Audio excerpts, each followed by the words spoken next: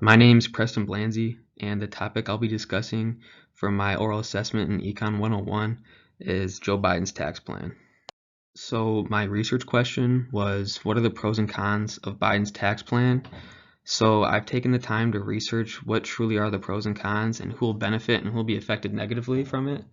I believe this question is important because it could have the ability to affect you in the future if he does officially become president. Also, it is a very polarizing topic, so there's many people on both sides of the issue. And then lastly, I believe it's important to be educated on topics such as these. And hopefully, if you have voted, you've already looked at both sides and understand what his tax system would look like. But if you aren't aware, then hopefully this presentation will give you a better grasp on the topic. So I decided not to separate the pros and cons just because I feel like it's important for you to look at it as an individual and not have me tell you what's right and what's wrong. So one of the main points Biden made during his campaign is that he's going to raise taxes on the top 1%. So this plan would raise the marginal rate for the highest income bracket to 39.6 from the 37% rate established by Trump's 2017 tax bill. It'll also get rid of a lot of tax loopholes. So these are things such as the stepped up basis loophole, which allows someone inheriting property and investments to reduce his capital gains tax. He'll also get rid of loopholes that allow companies to effectively pay no taxes, but he would make a proposal to make sure that no matter what, corporations would pay at least 15% on all profits reported to investors. He'll also end tax breaks for fossil fuel companies, so this will just decrease the amount of money that these companies have, which will lead to more uses in cleaner and efficient energy. It's also estimated that the GDP will decrease by 1.62% for the long term, and according to the taxfoundation.org, the plan would shrink capital stock by about 3.75% and reduce the overall wage rate by a little over 1%. Leading to about 542,000 fewer full-time equivalent jobs. He's also raising corporate tax rate.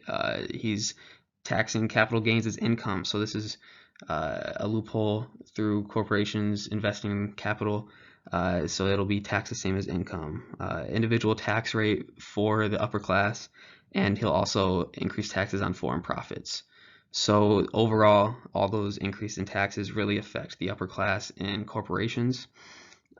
Many social programs would benefit from this. A lot of the increase in taxes on the upper class would go to these, and this will just allow them to help out the lower income level families.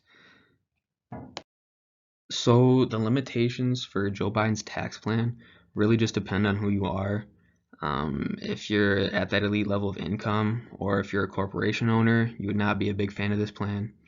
I think one of the only ways that this plan would not be good is if a trickle-down effect happens. So there is a possibility that with these increased corporate taxes, people under Biden's $400,000 line could be affected as well.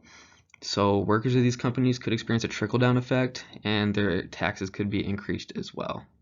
So some people may say that these increased taxes on business owners would lead to the increase of prices of goods, and it could also lead to wage reduction and layoffs.